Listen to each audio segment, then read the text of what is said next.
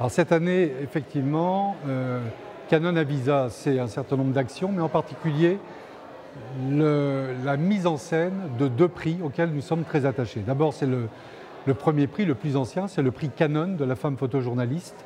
Ça, c'est le prix auquel on tient beaucoup. Et le deuxième prix, c'est un prix qui me tient particulièrement à cœur, y compris sur le plan personnel, puisque après un an d'interruption, Canon France a décidé d'accorder 8 000 € pour financer le lauréat, ou pour récompenser le lauréat d'un prix qui est très important, qui est le prix Pierre et Alexandra Boula.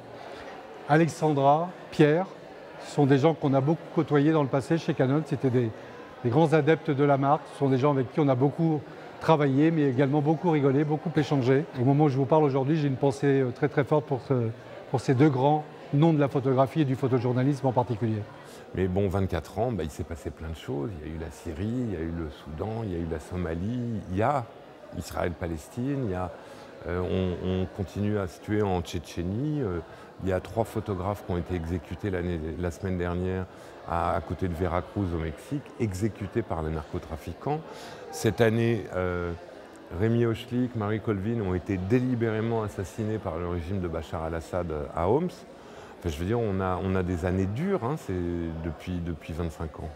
Le Canon est à mes côtés depuis 23 ans, la ville est à mes côtés depuis 24 ans, et j'ai vraiment le sentiment qu'ils ont envie de continuer cet acte de militantisme. Une marque commerciale comme Canon, qui distribue des produits, qui les vend, peut avoir un petit peu d'émotion, de militantisme dans les démarches qu'elle accomplit, et une fidélité, une amitié aussi longue avec le photojournalisme démontre véritablement que là, au-delà d'un engagement, il y a une véritable passion par rapport à cette population de photographes qui le mérite bien.